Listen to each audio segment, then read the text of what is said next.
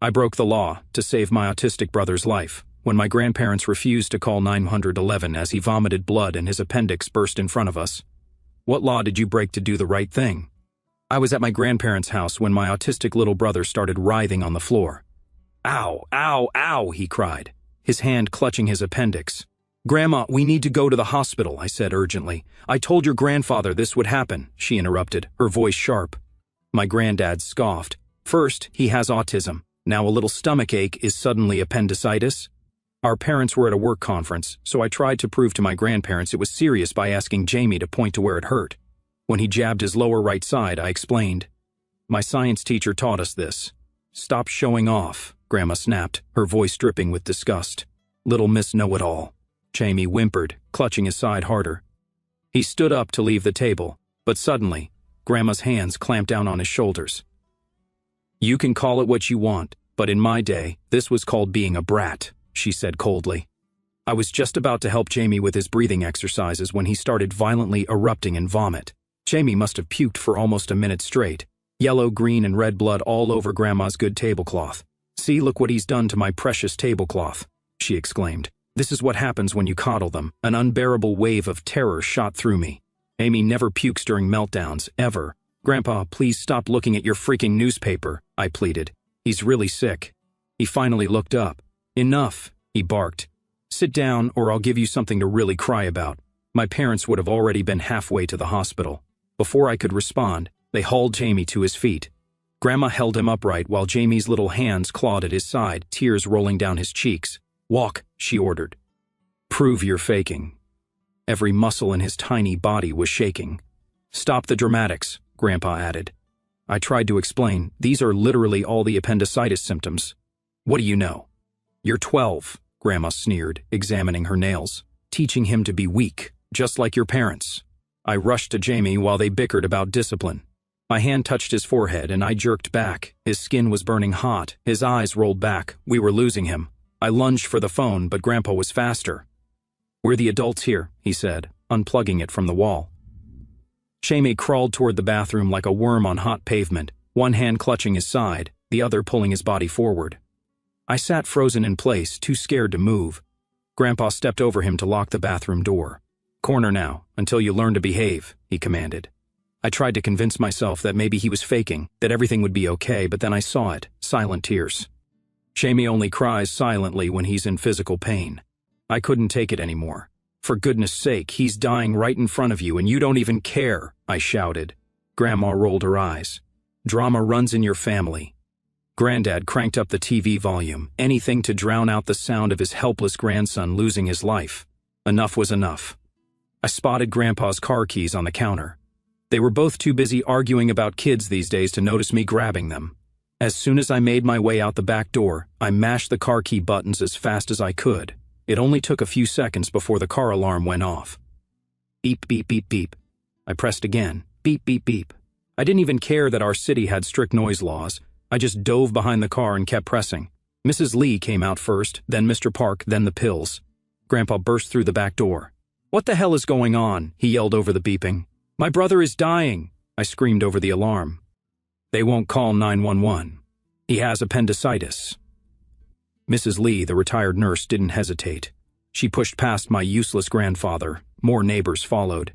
I kept hitting that car alarm like my life depended on it because Jamie S. did. Mrs. Lee took one look at Jamie and called 911 herself. Then came the sirens. Finally, 2 EMTs rushed in with a stretcher. The female EMT dropped beside Jamie, her hands moving fast. Jamie didn't even flinch. That's how far gone he was. How long has he been like this? She asked, already getting an oxygen mask ready. My grandparents wouldn't, I started. Possible rupture, she called to her partner. We're going hot. They moved like lightning. He looked so small, so still. Is he? I couldn't finish my sentence. The EMT's eyes met mine as they wheeled him out. We need to move now, she said. Grandpa was still insisting we were overreacting as they loaded Jamie into the ambulance. The doors slammed shut, sirens screaming, racing against time. His appendix burst during surgery, but what happened next would haunt our family forever. The ambulance tore off with its sirens wailing, and I just stood there, watching it disappear around the corner. Mrs. Lee grabbed my arm and steered me toward her car, telling me we were following right behind them. The whole ride there, my hands wouldn't stop shaking. and I kept seeing Jamie's face when they loaded him onto that stretcher. At the hospital, Mrs. Lee dropped me at the emergency entrance and said she'd park and find me inside. The automatic doors whooshed open, and the smell of disinfectant hit me like a wall. A nurse at the desk looked up and asked if I was with the boy who just came in by ambulance. I nodded, and she walked me to a plastic chair in the corner of the waiting room and told me to sit tight. She said they'd taken Jamie straight back to trauma and someone would update me soon. I watched nurses rushing past with carts and equipment, my stomach twisting tighter with each passing second. About 10 minutes later, another nurse came over with a clipboard, asking about insurance and consent forms. I panicked and told her my grandparents were his guardians today, but they weren't here yet. She frowned and asked where they were, so I explained everything about them refusing to call 911. Her face changed completely, and she said something about implied consent in emergencies when guardians fail to act. She wrote something down and said they didn't need anyone's permission to save Jamie's life. Relief washed over me, but then a sick dread settled in my chest about what would happen when my grandparents showed up.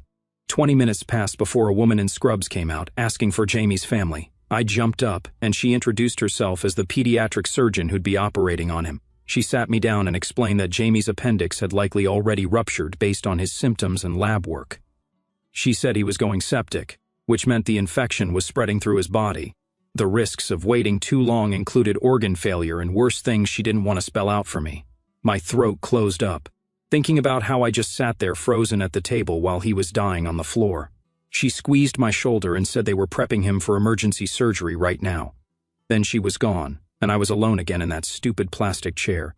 The waiting room clock ticked so loud I thought my head would explode. 45 minutes later, Grandpa burst through the emergency room doors, already yelling about dramatics and overreactions. He spotted me and started ranting about how we disrupted the whole neighborhood for nothing. I counted the ceiling tiles over and over to keep from screaming at him. There were 64 tiles on the ceiling and 12 fluorescent lights, and I memorized every water stain and crack. He kept going on about how Jamie was just attention-seeking and this whole thing was ridiculous. My whole body went numb because it was the only way I could sit there without losing it completely. After what felt like forever, I remembered the hospital phone on the wall and asked the desk nurse if I could use it. She nodded, and I dialed Mom's cell with shaking fingers. Mom answered on the second ring, and when I told her where we were, she started crying immediately. Dad's voice came on speaker, shaking as he asked what happened. I explained everything, from Jamie's pain to the vomiting blood to Grandpa unplugging the phone. Mom was sobbing, and Dad kept saying they were still 3 hours away from their conference. I promised I'd stay with Jamie and call them the second I knew anything about the surgery. The surgeon finally came back out 2 hours after she'd taken him in. She looked tired, but not devastated, which gave me a tiny bit of hope. She confirmed Jamie's appendix had ruptured, and peritonitis had set in, which is when infection spreads through the abdomen. They'd cleaned out as much infected tissue as they could and put in drainage tubes. He was heading to the pediatric ICU with heavy antibiotics pumping through his system. She said he'd survive, but recovery would take weeks instead of the few days it would have been with a simple appendectomy. The words hung in the air as she explained that the delay had definitely made everything worse. If we'd gotten him here even 2 hours earlier, there would have been fewer complications. Those words, if earlier, kept echoing in my head, mixing guilt with burning fury at my grandparents. Grandpa actually scoffed and said we were being dramatic about a routine surgery. The surgeon's eyes went cold, and she said a ruptured appendix in a child was never routine. My parents finally burst through the doors around 11 that night, both pale and shaking. Mom went straight to the ICU to see Jamie while Dad stayed to deal with Grandpa and Grandma, who'd shown up an hour earlier. The confrontation was immediate, with Dad trying to keep his voice down while demanding to know why the phone was unplugged. Grandma kept insisting Jamie was being dramatic, but Mom came back from the ICU and completely lost it. She didn't hold back about their neglect and how they could have killed him with their ignorance. I finally felt validated that someone else saw how wrong this whole thing was. The next morning, Mrs. Lee stopped by with coffee for Mom and juice for me. She quietly mentioned she'd written down everything she saw and heard at the house, something unsettling about how the grandparents kept doubling down, even when Jamie was clearly suffering. I wonder if they're scared to admit they were wrong, or if they genuinely can't see what's happening right in front of them. She said she'd give a statement to whoever needed it about Jamie's condition and my grandparents' refusal to get help. That thin thread of support meant everything, knowing someone else had witnessed what happened. Later that morning, a woman in a suit pulled my parents aside in the hallway. I could see them talking, and Mom's face went white while Dad's jaw clenched tighter and tighter. When they came back, Mom explained that the hospital administrator said they were required to file a report with Child Protective Services. The hospital had to report medical neglect when guardians refused necessary emergency care. My stomach dropped because now the government was involved, and I didn't know if that made things better or worse. The next morning, a nurse finally came to get me and led me through double doors into the ICU. Jamie looked so tiny in that huge hospital bed, with tubes coming out of everywhere. A machine beeped every few seconds while another one made a whooshing sound. His face was pale, and his eyes were closed, but I could see his chest moving up and down. The oxygen mask covered most of his face and made a weird hissing noise. I pulled a chair close to his bed and started talking about his favorite video game. I told him about the new level I'd beaten and how the boss monster had a cool attack pattern. His eyes fluttered open for just a second, and I kept talking about power-ups and secret areas. The nurse showed me how to hold his hand without pulling on the IV line. She said talking to him was good, even if he couldn't answer back. I stayed there for maybe an hour, just describing game strategies and character builds. When I came back out to the waiting room, Grandpa was at the nurse's station. He was telling the nurse that Jamie just had a tantrum, and we were all making a big deal out of nothing. The nurse kept her face totally blank while he talked, but I saw her write something down. She nodded and said she'd make a note in the chart. Grandpa kept going about how kids these days are coddled too much. The nurse just kept writing and nodding without saying much back. When he finally walked away, she looked at me for a second, then went back to her computer. Mom and Dad were having a quiet fight in the hallway near the vending machines. Dad kept saying maybe his parents just didn't understand how serious autism makes things. Mom shot him a look that could kill and said understanding wasn't the issue. Dad said we needed to think about family unity during this difficult time. Mom's jaw got tight, and she turned away from him. I could tell she wanted to say more, but other people were walking by. Dad put his hand on her shoulder, but she shrugged it off. 2 days later, a man in a suit showed up with a thick folder. He introduced himself as Jesse Willis from Child Protective Services. He explained they had to investigate when hospitals report medical neglect. He said he needed to interview each of us separately about what happened. My stomach felt like it had rocks in it. Jesse took me to a small room with plastic chairs and a fake plant in the corner. He asked me to tell him everything from the beginning. I explained Jamie's pain, the vomiting, and how my grandparents wouldn't listen. Then I admitted that I froze at first before thinking of the car alarm. I asked if that made it partly my fault that Jamie got so sick. Jesse looked right at me and said I saved my brother's life. He said 12-year-olds shouldn't have to make those kinds of decisions. That's when I started crying for the first time since everything happened. He handed me a tissue box and waited while I got myself together. After my interview, I could hear Mom talking to Jesse through the door. She was explaining how they had to travel for work conferences sometimes. She said they'd always relied on her in-laws for childcare during those trips. Her voice got shaky when she said they had no idea it was this bad. I realized they were scared about who would watch us now. The surgeon came by that afternoon with a clipboard full of papers. His name tag said Hugh Waller, and he looked serious. He explained that Jamie's appendix had been close to bursting for hours before surgery. He showed us charts about infection markers and white blood cell counts. Jamie would need IV antibiotics for at least 2 weeks. There might be more procedures if the infection didn't clear up right. We were looking at weeks in the hospital and months of recovery at home, all because of those few hours of delay while my grandparents argued about discipline. Jesse came back the next day with more paperwork. He outlined a temporary safety plan. While the investigation continued, my grandparents couldn't have any unsupervised contact with me or Jamie. They could visit, but only if our parents were there the whole time. Part of me felt relief, but mostly I felt a heavy dread. This was going to tear our family apart even more than it already was. That night, I was getting a soda from the vending machine when I heard shouting from the parking garage. I followed the sound and saw Grandpa had Dad backed against a concrete pillar. Grandpa was yelling about betrayal and how we'd turned the government against them. He said, "If this is how we treat family, then you're on your own." Dad kept trying to calm him down but wasn't really defending us either. Grandpa said they were cutting us off completely, and we'd regret this. Dad just stood there taking it without pushing back the way he should have. I started losing trust in him right then. 3 days after surgery, Jamie's temperature shot up to 104 degrees. The nurses rushed in and started packing ice around him. Hugh came running with another doctor, and they did an ultrasound right there in the room. They found an abscess where infected fluid had collected. Jamie needed another procedure to drain it. I heard Hugh telling Mom about peritonitis, which is when infection spreads through the whole belly. I spent that night on my phone, Googling survival rates for a ruptured appendix with peritonitis. The numbers made me want to throw up. Jesse came to our house 3 days after Jamie got moved to a regular room. He had a clipboard and kept checking boxes while asking Mom about what happened.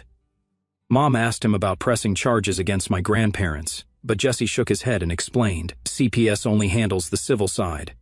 He gave her a card for the police department and said they'd need to file a separate report there if they wanted criminal charges. I watched Dad's jaw tighten as Jesse explained how the systems don't really talk to each other and we'd have to tell the whole story again to different people. Mom made the call right there, and they said Detective Franklin York would come by tomorrow. The detective showed up exactly at 10 the next morning with a recorder and notebook. He listened to everything, wrote down dates and times, then leaned back in his chair. He told us prosecuting grandparents in these cases almost never happens unless there are broken bones or worse. The system doesn't really see emotional abuse or medical neglect the same way. I wasn't surprised, but it still made my stomach hurt, knowing they could just get away with almost killing Jamie. School started again the following Monday, and I kept my head down walking through the halls. During lunch, some kid I didn't even know walked past and said something about me being the ambulance kid who called the cops on her own family. Word spreads fast in our town. I stopped eating in the cafeteria after that and started spending lunch in the library. The librarian didn't ask questions when I sat in the back corner with a book I wasn't really reading. I stopped talking to anyone except when teachers called on me directly. Even then, I only gave the shortest answers possible. Wednesday in gym class, I couldn't focus on the basketball drills and kept missing easy shots. The teacher pulled me aside and told me I needed to toughen up, that kids today are too soft and can't handle a little family drama. His words sounded exactly like something Grandma would say, and I realized I couldn't trust just anyone with what really happened. Some adults think kids should just deal with whatever their family does to them. That evening, Mom asked me to write down everything I remembered for Jesse's investigation. I sat at the kitchen table for 3 hours writing every single detail. The unplugged phone, the locked bathroom door which neighbors came out when I set off the car alarm, who said what and when. Having it all written down made me feel like I had some control over the chaos, like there was proof it really happened the way I remembered. I made 2 copies just in case. Mrs. Lee came over the next afternoon with her own typed statement about Jamie's condition when she found him. She'd been a nurse for 30 years before retiring, and her medical observations carried weight. She described his fever, his rigid abdomen, and the signs of shock she recognized. Having an adult, especially one with medical training, confirm what I saw helped more than I expected. It wasn't just a kid overreacting. It was real. Mr. Park stopped by later that week to talk to Jesse during a follow-up visit. He wanted to help, but had to admit he didn't actually see inside the house before the ambulance came. He only heard the car alarm and saw the commotion after. Jesse thanked him, but I could tell it wouldn't be useful for the case. Good intentions don't count for much when you need actual witnesses. Jamie came home after a week in the hospital, but things weren't the same. He started having nightmares every single night, waking up crying and grabbing at his stomach. All his old coping skills that we'd worked on for years seemed to disappear. He needed his weighted blanket again, his noise machine, and the exact same bedtime routine we'd used when he was 5. This whole situation with Jesse from CPS makes me wonder what's really going through everyone's minds here, especially with Dad trying to keep peace while Mom's clearly done with his parents. The way that nurse just kept writing while Grandpa ranted about coddled kids. I adjusted my whole schedule to help him feel safe. I'd sit with him until he fell asleep, then check on him every hour. I became more protective than ever, watching for any sign he was in pain or distress. The therapy referral Jesse gave us turned out to be basically useless. When Mom called, they said the first available appointment was 6 weeks out, and that was just for an initial consultation. The actual therapy wouldn't start for another month after that. I felt a heavy frustration settling in my chest. Even when you try to get help, there are so many barriers, waiting lists, and paperwork. Everything takes forever when you need it right now. Saturday afternoon, I was doing homework in the dining room when I heard Dad on the phone in his office. The door was cracked and his voice carried. He was talking to Grandpa, offering to pay them money if everyone could just move forward from this whole situation. He actually used those words, move forward, like Jamie almost dying was just some little disagreement we should get over. He mentioned something about keeping the family together and not letting this destroy relationships. My chest felt hollow listening to him prioritize his parents over what they did to Jamie. I wondered if he'd ever really choose us over them, or if we'd always come second to keeping his parents happy. The investigation meetings kept happening every few days, with Jesse taking notes and asking follow-up questions, but nothing seemed to actually change. Jesse showed up at our house 2 weeks later with a folder thick with papers and said we needed to have a family meeting about next steps. He pulled out a typed agenda with bullet points about safety protocols, contact boundaries, and expectations moving forward while I watched my parents' faces get tighter with each item he listed. Mom made coffee, and Dad kept checking his phone for work emails. I just sat there, wondering how bad this meeting was going to get. Jesse said everyone needed to stay calm and stick to facts, not emotions, which seemed impossible given what we were talking about. My grandparents arrived 15 minutes late, and Grandma walked in complaining about the traffic and how we should have scheduled this for a better time. She sat down and immediately started talking about how Jamie just needs more structure and discipline, not all this coddling we do. You let him get away with too much because of his autism, she said while straightening her purse strap. Mom's eyes filled with tears, but I forced myself to stay calm and kept repeating the medical facts about Jamie's burst appendix, the surgery, and the infection that almost killed him. Grandpa sat there silent, reading something on his phone like this was just another boring meeting he had to sit through. Jesse cleared his throat and explained that the investigation was leaning toward a finding of indicated neglect based on the medical evidence and witness statements. He said if any contact happened going forward, it would need to be through supervised visitation at an approved facility with a social worker present. The whole room went quiet after that, everyone understanding that our family would never be the same again. 6 weeks later, I woke up to Jamie crying in his bed, his hand pressed against his stomach where the surgery scar was. Mom checked his temperature, and it was 102 degrees. When she pressed gently on his belly, he screamed so loud it woke up the whole house. The emergency room doctor took one look at him and ordered a CT scan that showed an abscess had formed where his appendix used to be. They admitted him immediately for IV antibiotics and told us he'd need another procedure to drain the infection. I sat in that same waiting room chair, feeling tired in a way that went deeper than just being sleepy. The fear was still there, but dulled by how many times we'd been through this now. Dad had to leave for work because he'd already missed so many days, and Mom stayed with Jamie while I went to school and pretended everything was normal. 2 days later, Dad showed me an email from his manager about his attendance issues and the possibility of disciplinary action if he missed more time. Mom had already used up all her sick days and was taking unpaid leave, which meant the bills were piling up on the kitchen counter. The stress was showing in how they snapped at each other over small things like who forgot to buy milk or whose turn it was to do laundry. My best friend had been weird at school for weeks, not sitting with me at lunch and taking forever to text back when she used to reply right away. She finally admitted her mom thought our family had too much drama and maybe we needed some space until things calmed down. I stopped texting her after that and ate lunch in the library, where no one would ask me questions about why I was alone.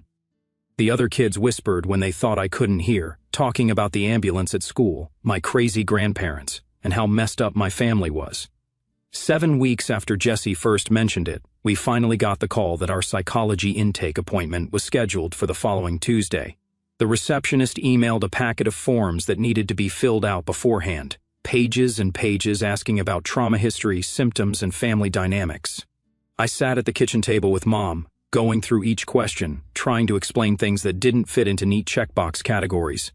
Part of me felt hopeful that maybe someone could actually help us figure out how to move forward, but mostly I just felt tired of telling our story over and over.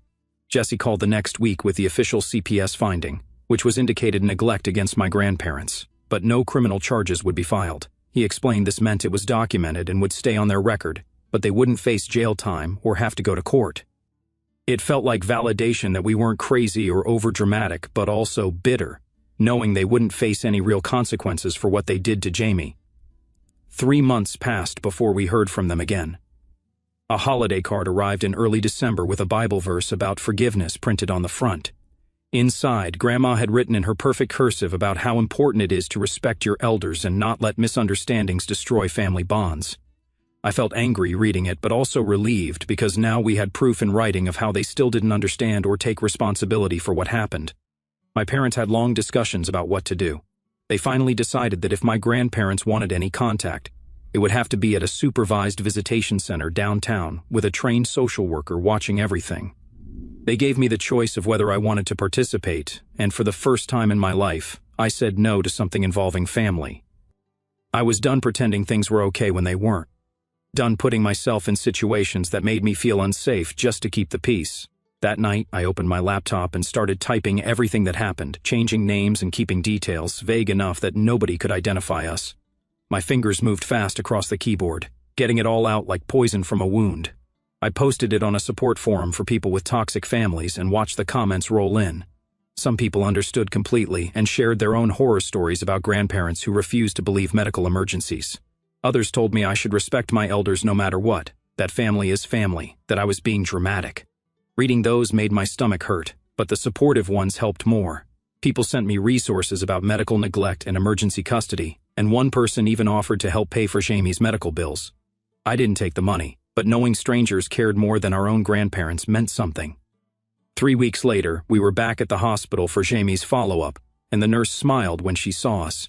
She unwrapped the bandages around his arm where the PICC line had been pumping antibiotics into him for months. Jamie watched her work with those big eyes of his, not making a sound even though I knew it hurt. When she pulled the line out, he barely flinched, but I saw his shoulders relax, like a weight had been lifted. The doctor came in and checked his scar, pressing gently on his belly while Jamie stayed perfectly still. Everything looked good, healing well, with no signs of infection. But when we walked past the emergency room on our way out, Jamie grabbed my hand so tight it hurt. The smell of disinfectant made him walk faster, and I knew that smell would probably bother him forever. 2 months after that, we all sat in a conference room at the courthouse while lawyers talked about grandparent visitation rights. Mom and Dad sat on one side of the table, my grandparents on the other with their lawyer. The mediator kept using words like compromise, reasonable accommodation, and best interests of the child. I sat there feeling nothing, just watching the clock and counting the ceiling tiles. My grandparents' lawyer talked about their rights as grandparents, about maintaining family bonds, about how they'd raised Dad just fine. Our lawyer brought up the medical neglect, the refusal to call 911, the fact that Jamie almost died. They went back and forth for 2 hours while I sat there, knowing this was just another thing we had to get through. The mediator finally suggested supervised visits at a neutral location with a social worker present. My grandparents would have to acknowledge what happened and complete a course on recognizing medical emergencies in children. Grandma's face turned red when she heard that. Grandpa slammed his hand on the table. Their lawyer whispered to them for a long time. Then they said no. They wouldn't admit to doing anything wrong. Wouldn't take any classes. Wouldn't accept supervision. If they couldn't see us on their terms, they didn't want to see us at all. Why would Dad offer to pay his parents money to move forward when Jamie nearly died from their choices? That conversation through the cracked door raises so many questions about where his priorities really lie. Mom cried in the car afterward, but I just felt empty. Dad started spending more time in the garage after that, working on projects that never seemed to get finished. I'd find empty beer bottles in the recycling bin more and more each week. Sometimes he'd sit at the kitchen table late at night, staring at nothing, a half-empty bottle in front of him. He never talked about his parents, but I could see it eating at him. Part of me felt bad for him, even though he should have protected us from the start. But mostly, I just watched and made sure Jamie stayed out of his way on the bad nights. I started making my own plans to keep us safe. I bought a portable phone charger with my allowance money and kept my phone at 100% all the time. I wrote Mrs. Lee's number on a card and stuck it to the fridge with a magnet. I made copies of our house key and hid them by the front door, back door, and in the garage. Mom asked why I was doing all this, and I told her I just wanted to be prepared. She hugged me and said I shouldn't have to worry about these things, but we both knew that ship had sailed. I practiced dialing 911 with my eyes closed, memorized the closest urgent care locations, and kept a first aid kit in my backpack. 5 months after everything happened, I sat in Jamie's room, watching him sleep. The house was quiet, except for the furnace clicking on and off. His pajama top had ridden up, and I could see the thin white scar on his belly, barely visible now unless you knew where to look. He was breathing steady and calm, one hand tucked under his pillow, the other holding his favorite stuffed dinosaur.